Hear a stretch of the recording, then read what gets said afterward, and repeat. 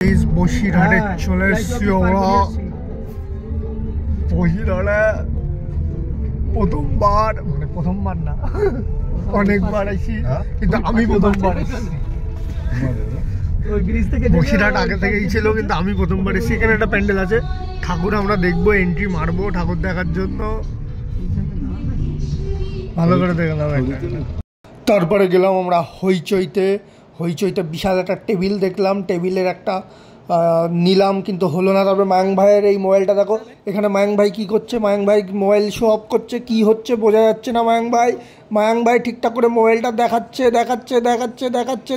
দেখাতেই থাকছে মোবাইলটা ঠিক করে। আবার একটা হইচইয়ের দেখতে পাচ্ছেন টেবিল। তারপরে আবার ঠাকুর দেখতে চলে গেলাম। এখানে একজন কোকড়ানোর চুল দেখলাম, মজা পেলাম। এবার ঠাকুরটা মন দিয়ে দেখুন গাইস, মন দিয়ে দেখুন। এবার একটা প্যান্ডেলের সিনেম্যাটিক শট কিন্তু হলো না। হসপিটালের দিকে আমি একটা ঠাকুরটা দেখাতে নিয়ে আসলাম আপনাদেরকে, একবার দেখে নিন ঠাকুরটা কেমন দেখতে লাগছে। এর আশেপাশে আমি এক টাইমে ফুটবল খেলতে আসতাম, বেশ মজা লাগতো। এখন অনেক দিন হয়ে গেছে ফুটবল খেলে ছেড়ে দিয়েছে, এখন ফুটবলের গল্প শুরু করে দিয়েছি। সরি গাইস, ঠাকুর দেখুন।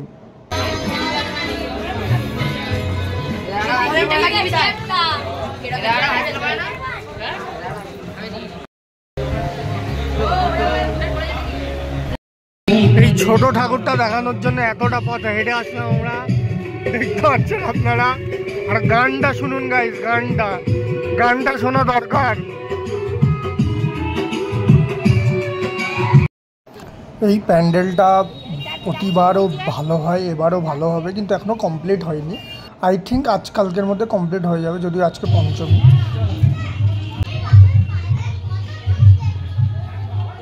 তারপরে এই প্যান্ডেলটা দেখলাম। সরি, একটু ক্যামেরাটা ব্যাকা হয়ে গেলো, ক্যামেরাটা একটু সোজা করে নেই। দাঁড়াও। সোজা করে নিয়েছি ক্যামেরাটা। তারপরে একটু বন্দুক মারবো, একটুখানি বন্দুকটা মারতে হবে, ফ্লেক্স করতে হবে, কিন্তু আমি তো বন্দুকের এম ভালো না। এই প্যান্ডেলের ভিতরে ঠাকুরটা খুব সুন্দর হয়।